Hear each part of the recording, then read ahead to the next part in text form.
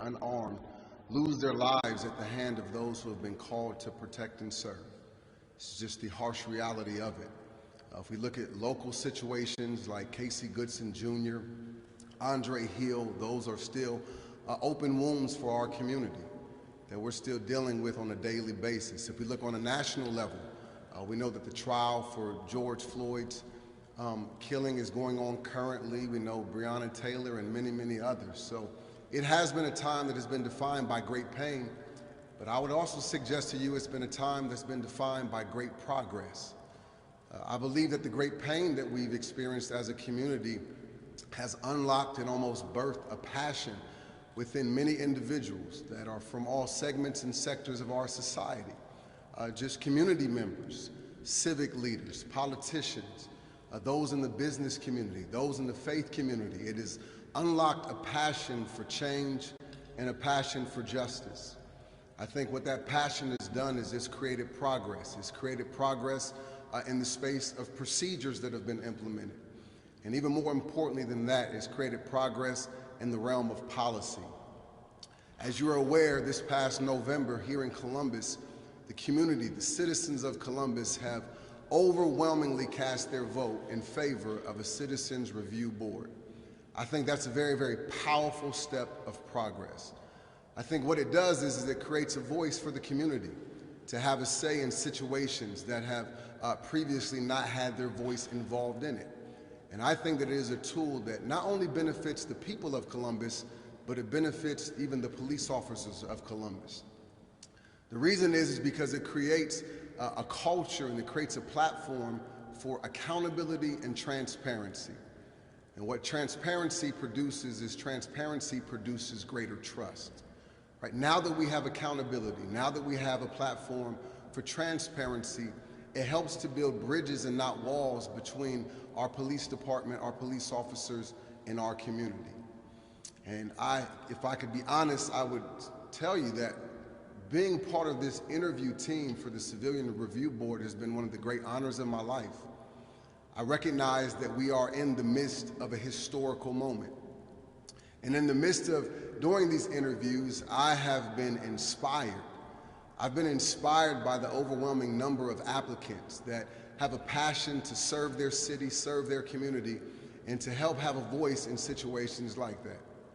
Not only was I inspired by the quantity of applicants, but I was overwhelmingly impressed by the quality of the applicants that we had that wanted to be a part of the Civilian Review Board.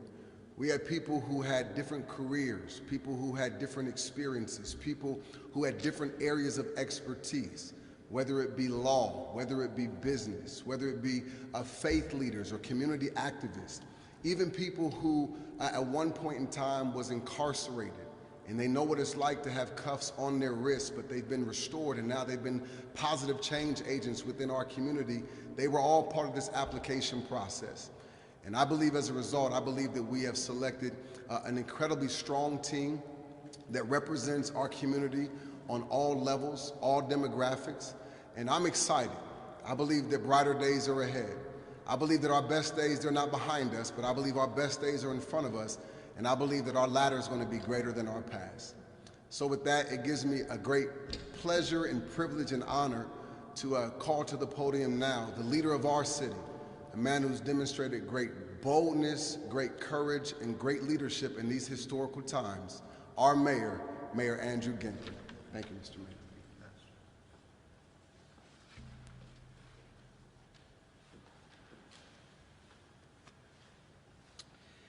Thank you so much, Pastor Young and Janet Jackson, who continues to serve our community in such significant ways, continuing to help move our community forward. To Kevin Dulaney, the manager of Scioto Southland, who's hosting us here.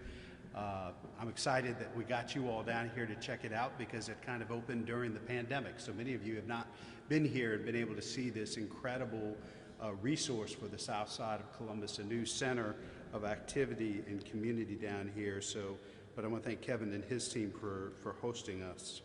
And it's fitting that we're making an announcement like this in one of Columbus's great neighborhoods. A little over a year ago, Janet Jackson presented me with the recommendations from the Columbus Community Safety Advisory Commission. One of the recommendations was to establish a civilian review board and an inspector general to provide oversight of the Columbus Division of Police. Despite a global pandemic straining resources and focusing the city's efforts on life-saving response to COVID-19, my administration pressed forward to fulfill this recommendation, spurred by a national reckoning for social justice and racial equity. In fact, the events of the last year across the country and here in Columbus have underscored the importance of civilian oversight of police. We drafted and passed a ballot initiative Pastor Young spoke to change the city charter, our Constitution, to include a civilian police review board and to establish the Inspector General of the Division of Police. At the same time, we formed a civilian review board work group that worked through the summer and fall to make recommendations that would ultimately shape how the civilian review board would function when the charter amendment passed. With the overwhelming passage of Issue 2 and a clear mandate from Columbus voters, we launched a process to seat the board. We received more than 200 applications from our neighbors, including many qualified, passionate individuals committed to change, a testament to the importance of this effort to the residents of our community. My staff carefully reviewed each application, taking care to narrow the field of candidates to ensure the board would be diverse and representative of the community. We then invited community members to help conduct more than 20 in-depth one-on-one interviews. I'd like to thank Nana Watson, president of the local chapter of the NAACP, and Pastor Michael Young for volunteering many hours to help conduct these interviews. Today, I'm happy to announce that I am recommending the following individuals to be appointed to the Columbus Civilian Police Review Board. My recommendations for board members are Mark Fluharty, who's the Executive Director of the Central Ohio Labor Council, Dr. Chanel Jones, Assistant Dean, Chair of Public Safety Programs at Franklin University, a member of the Columbus Community Safety Advisory Commission, Janet Jackson, who needs no introduction, but she is a former city attorney, former Franklin County Municipal Court judge, chaired our Columbus Community Safety Advisory Commission. Willard McIntosh, who is a retired Columbus Division of Police officer. Pastor Rich Nathan with Vineyard Columbus. Randall Sistrom, Director of Business Development, Orange Barrel Media, and a member of the Chiefs Advisory Panel. Kyle Strickland, an attorney with the Ohio State University Roosevelt Institute. Reverend Charles Tatum, the Good Shepherd Baptist Church, and very involved with Concerned Clergy of Linden. Mary Younger, former Franklin County Public Defender. I've asked Janet Jackson to serve as chair of the board to help establish the first ever Civilian Police Review Board, to help build the framework for how the board will function and how to work with her fellow board members to lead a search for Columbus's first Inspector General for the Division of Police. Thank you, Janet, for accepting this call to serve. I'm grateful for you. Today, we take the next step toward fulfilling our commitment to the voters of Columbus. There is much, much work to be done, but this is a historic moment for our community, for our city, for our neighborhoods, as we're one step closer to the civilian oversight of the Division of Police. To talk a little bit more about the board's responsibilities, it is now my pleasure to introduce the chair designee, who will be nominated to chair this board, Janet Jackson.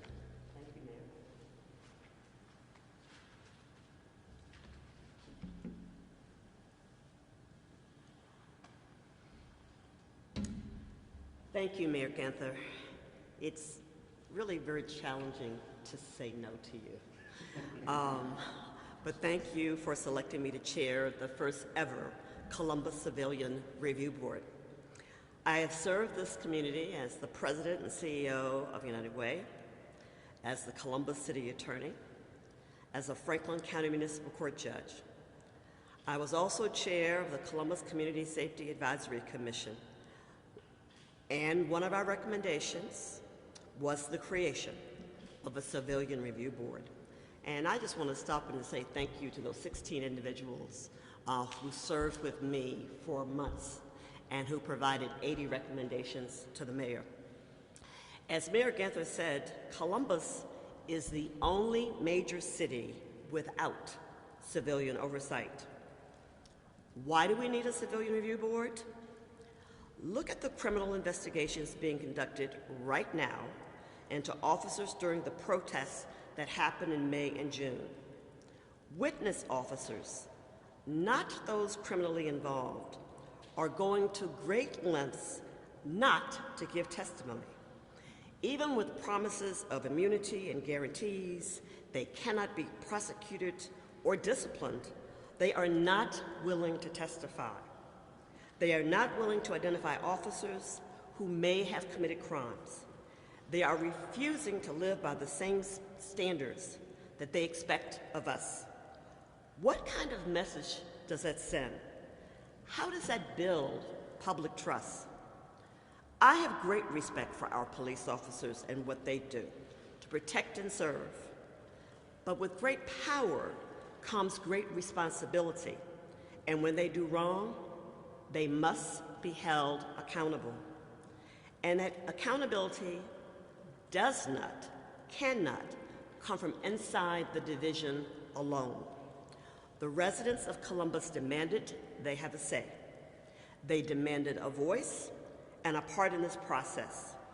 Their vote last November spoke volumes, and we, just like the Division of Police, are here to serve them, the citizens of Columbus. The Civilian Review Board creates oversight into the actions of police officers to assure that investigations are handled thoroughly and without a preconceived outcome. We'll provide our findings to the police chief and to the community. The overarching goal of the board is to help restore trust in police by providing transparent investigations and holding officers who have done wrong accountable. Once approved by council, the first step for us will be training. We will develop standards of professional conduct and a comprehensive training program for board appointees. Prior to beginning our duties, each member of the board shall be required to complete the basic course of training. We will also begin immediately searching for appropriate candidates to serve as the Inspector General. The duties of the Civilian Review Board will include initiating, reviewing, and if appropriate, investigating allegations of misconduct and excessive use of force by sworn personnel of the Columbus Division of Police, conducting reviews of investigations conducted by the Columbus Division of Police Internal Affairs Bureau for fairness and accuracy, recommending resolutions of complaints, if warranted, to the Chief of Police and or the Director of Public Safety regarding matters reviewed by the board, recommending discipline, if warranted, to the Chief of Police and or Director of Public Safety regarding the outcome of all investigations reviewed by the board, reviewing and recommending changes to Division of Police policies and procedures. The seating of the Civilian Review Board is a great step towards transparency and accountability in policing in our beloved city. But it is only one step, and there is much work to be done. So to my fellow nominated board members who are not here with us today, and I hope you have a chance to see this, I hope you're ready. because it's time to roll up your sleeves. We've got a lot of work to do. It's time to get started. Thank you, Mayor.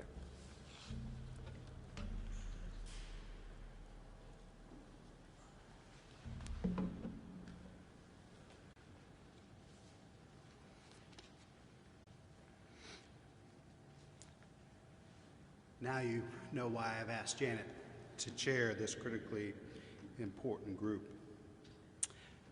I want to reiterate what Janet said. The purpose of this board is to help restore trust between the community and the police. For too long, the police have operated without any independent oversight. In November, the people of this community, the voters, spoke and said that was unacceptable. Today, we advance a diverse, qualified, and impassioned group of community leaders to seat the first ever Civilian Police Review Board. I look forward to Columbus City Council taking swift action to approve these appointments so the board may begin its work in earnest. I want to thank you all for coming today and be happy to take a few questions. If we can take questions initially about the Civilian Review Board, and then I can let Pastor Young and Janet get back to their lives, and you, as you know, can ask me about anything under the sun, but I'll relieve them. If we have questions about the board first, I'd like to take those. Yes? Mayor Ginther, you mentioned Nana Watson and Pastor Young were a part of the community members that interviewed folks. Were there other people involved, and if so, who were they? How many community members, and how did you choose them to be a part of this process? Yeah, we had staff, a certain amount of staff that were part of the committees as well. Deputy Chief of Staff Bishotti, Jason Jenkins from the Mayor's Office, Matthew Smido. Anybody I'm forgetting, Robin? Carla Williams-Scott, our Director of the Department of Neighborhoods, Pastor Young, and President Watson. Yeah, and I selected them based on their work in this effort and their continued commitment to build trust between the police and community to interview these candidates. We had an outstanding group of folks, and the only way you get from over 200 down to 9 is having that community input. And so we're grateful to them for participating and providing that. So what specifically were you looking for, and were you the one who ultimately made a decision on each one of these candidates? You know, really a commitment to accountability, transparency, reform, change, but also making sure that they would be dispassionate in their view of things that may come before them with respect to complaints. You know, having the right type of temperament, judgment, and the ability to take facts and evidence that are gathered by the Inspector General, that are brought to them when making recommendations to the Chief of Police. So I think temperament, judgment, and perspective, diversity of experiences, so that it was really reflective of the community. Yes? You talked about being reflective of the community. Most recent population data indicated that about 28% of the population of Columbus is Black. 2/3 of the board members are Black. I guess can you speak to, 25% of voters did not vote for this. Can you speak to those folks about why they should believe that this is a way for transparency and not just a way to be punitive towards the police for things that have gone on in the past and a culture that has been created in there? Well, I'm trying to make the connection between people who didn't vote for it and African Americans and makeup of the board. I don't know that there's a connection, but 1 out of every 4 people that voted in Columbus did not vote for this board. And 3 out of 4 did. So I think it's important, that their voices are heard. My guess is I don't think there was a litmus test. We never asked whether or not people voted for the charter amendment in the interview. So you might very well have folks that did not support issue 2. What we needed to know is that they would be, committed to oversight, accountability, reform, and hearing all the facts and the evidence collected by the Inspector General when he or she brings that to the board to make recommendations to the chief. Yes? So when is this one before City Council? When do you think the first meeting will be? And when do you expect the hiring of this Inspector General? Well, obviously this has been a top priority for me. We've been in the midst of a global pandemic with everything else that's been going on, and We've had very aggressive goals. We had overwhelming support from the people of Columbus, which I think spoke volumes about the sense of urgency we needed to move with this work. My hope is that council will appoint these folks, confirm these nominees as quickly as possible, and as Janet laid out here, start training and putting together the operations and start the search for the Inspector General as quickly as possible. Yes? And also, these members can have scattered terms, so how's that going to be determined? Is that already been determined? Is it going to be a lot? Who's going to get 3 years, and how's that going to work? Those are all things we'll leave to the chair and the board to figure out, but yes, they will be serving different terms, so we won't have a completely new, based on best practices and the review group that worked on this, we looked at best practices. You don't want to have a complete turnover of an existing board, particularly if it's in the midst of an investigation. You want to have folks that have some of the history, but our thought also based on best practices is that these folks shouldn't serve forever. I think one of the things we saw in boards around the country is you don't want folks to serve indefinitely if you want to continue to have that civilian oversight, that fresh perspective. And so we're going to continue to search for new members in the future. So if folks weren't selected, maybe that's a message to folks that weren't selected and nominated here today. We want you to remain engaged and involved, and there may be an opportunity to serve on this board or the Chiefs Advisory Council or other places in the future. And will that pool of applicants be used to appoint new members when their terms up? It could be. I think we owe it to the community with everything that's going on this year. People working remotely, trying to help kids stay in school via Zoom and everything else. There are 900,000 people live in this city. We had over 200 apply, which is wonderful, but my guess is there are other folks that may want to serve, and maybe this wasn't a good time for them to serve because of everything going on, but in a year or two, they may want to. And so, and I think we're committed to continuous improvement as this work of the board starts. And Chair Jackson and her commissioner and the other board members say, it'd be really great if we would have had this perspective. That way, in the future, we can say, we need to look for somebody that's had this experience or skill set that might be helpful for the board moving forward. Yes? Now, until the FOP contract is changed, this board is just an advisory board. I know in the future you would like it to have disciplinary power. So how do you move forward until that happens, or anything may not happen? That's based on the contract. Well, I think the people of Columbus have spoken very loud and clear, and it's important for me to hear the people of Columbus, but it's also important for the FOP to hear the people of Columbus. As you know, the Civilian Review Board with subpoena power, and this Inspector General role is our top priority in negotiations with the FOP, and I remain confident that we will be able to negotiate in good faith and get that done. In the meanwhile, as Chair Jackson laid out, there's a good bit of work that they're going to get going on, including a national search for an Inspector General, as well as putting together policies, procedures, in-depth training that we want to have take place by the Civilian Review Board members before they fully immerse themselves in their work. So where do things stand with those contract negotiations? Ongoing. I am cautiously optimistic. Can you talk a little bit about the Inspector General role and what that person is going to be expected to do, what their job responsibilities will be? It sounds like the review board will be doing a lot of the investigative work. So what is their role? Not necessarily. I think, based on the best practices we looked at around the country, and I'll let Chair Jackson speak to this if she'd like, it was important to have an Inspector General and a team of professional investigators that will be doing the investigations. They will turn over the evidence and findings to the Civilian Review Board for recommendations on discipline to be made to the chief. So that's the difference between the Inspector General and his or her team of investigators and the Civilian Review Board members. Anything? Absolutely correct. So the board will be involved in the hiring process of that Inspector General, and Yes. then that Inspector General will be able to hire investigators. That's correct. Okay. That's correct. So we understand. Yeah.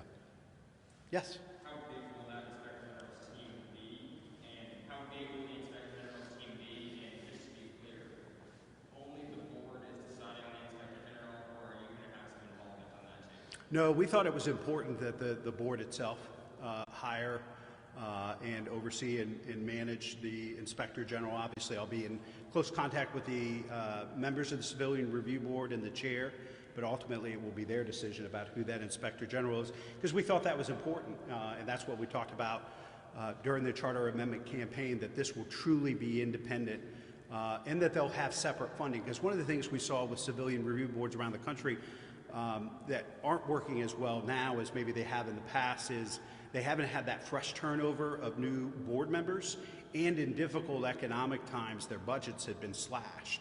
And so we want to make sure that we learn from that and make sure that we make this civilian review board as successful as possible at providing that accountability, oversight, and transparency that the public expects. Yes? I want to switch gears at this point. Can you make me out okay?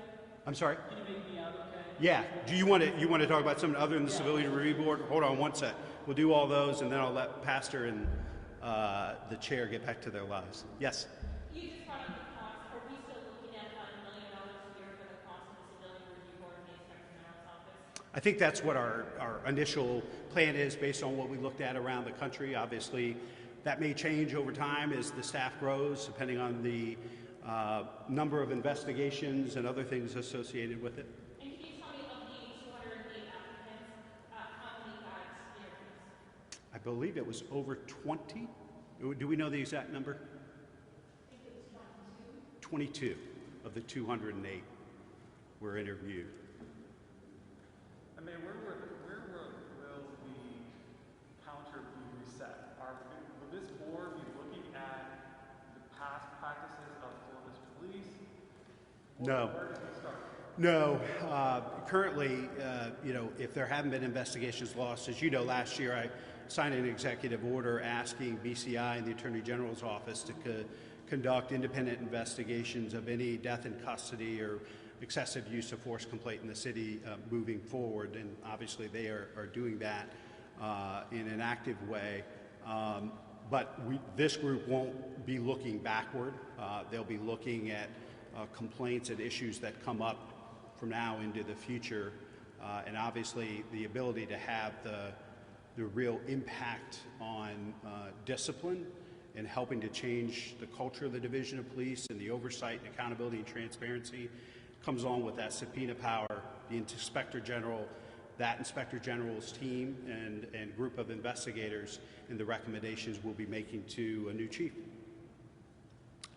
I don't know. You both have had a few. Go ahead, Steve. All right. Maybe Ms. Jackson, this is another question for you. Obviously, the board won't be able to take every single case that arises. How do you select the cases that are going to be reviewed? That's a premature question.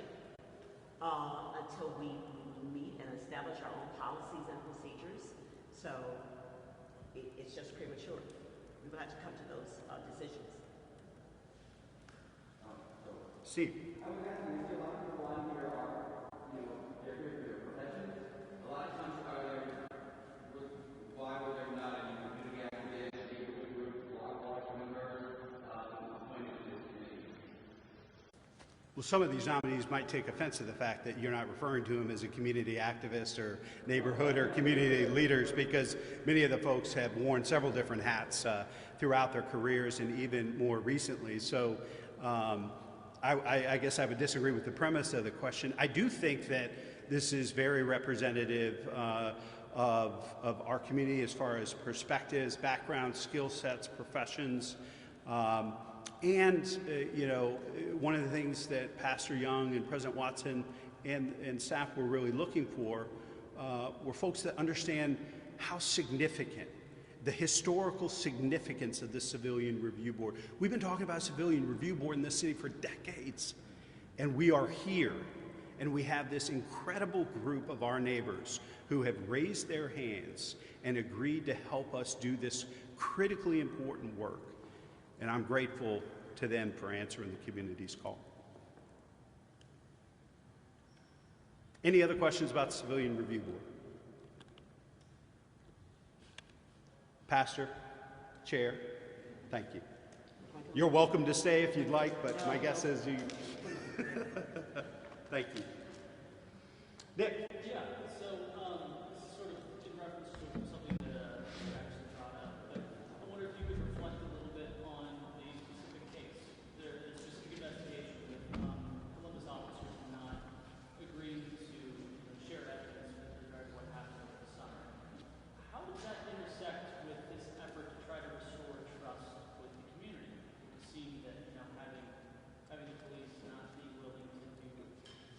exactly what they expect from citizens has got to set that effort backward. Can you reflect on that? You know, I think most people in Columbus believe that all of our neighbors, if they have information that can help authorities hold people accountable, they ought to participate. Whether that neighbor works in refuse, accounting, finance, or is a police officer. And so I think our community's expectations are that our officers should hold up the same standard they're asking the community to hold with respect to sharing information. And I think the oath to protect and serve the public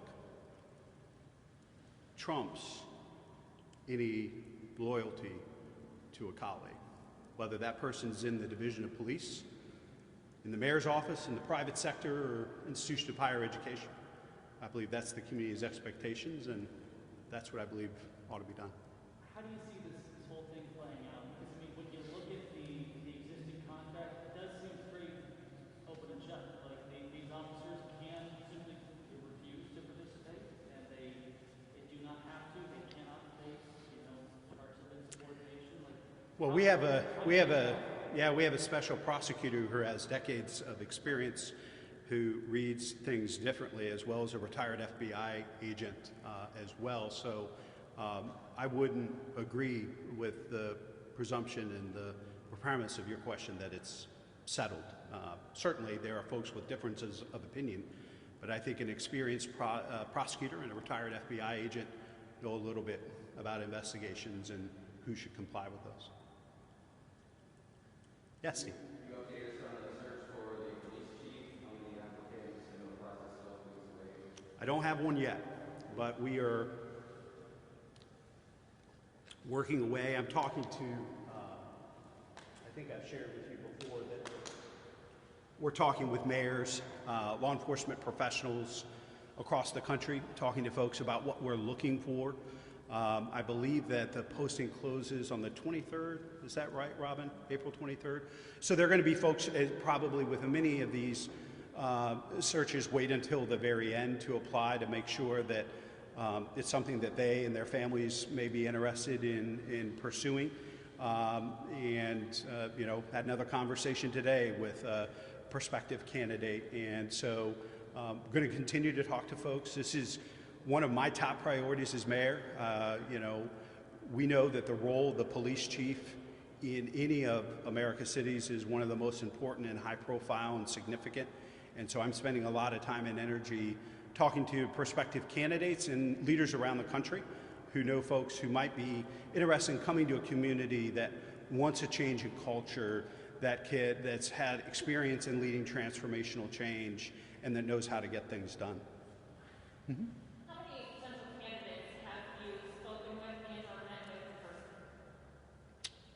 I wouldn't have an exact number. I'd say somewhere between 10 and 20 thus far, and we'll continue to talk with more folks as I talk to mayors and chiefs and law enforcement professionals from around the country. You talked to them on the phone, or you met them in person? I think I've only met one in person, many of them virtually or by telephone. Yes? When you talk about this search, you said the posting closes on April 23rd. Mm-hmm. Interim Chief Woods retires in April. Mm-hmm. Are you anticipating having somebody named within 7 days, or what is the plan after that? Yeah, I think we're already exploring a contract with Chief Woods once his retirement becomes effective to continue to lead the division in an interim short-term basis. So is there a date we hope to have a new chief in place? Yesterday, but it's a top priority, and so I'm not going to share a date certain with you all at this point until we see how many folks apply, what level of engagement we're going to need to have from April 23rd until a selection is made. I think it's going to be important probably it will make sense for it to be virtually, just to be safe, to have some sort of community engagement and forum with finalists. So it's just so the community can get a feel for them, they can get a feel for the community. I'm not going to rush this by a few days or a few weeks when we all understand the significance of this leader and the role they play in moving this community forward. Yes? So you do plan on having some sort of, I think last time we had a forum with Harry Terrence and Chief Quinlan. You do plan on having something of that sort? Yeah, I think it'll be virtual, but I don't know how many finalists will be part of that. Certainly more than one, but it could be more than 2 or 3. It'll all determine on who applies and who we think would be a good fit for the community to engage with in that way. And my guess it'll be virtually sometime in April or May.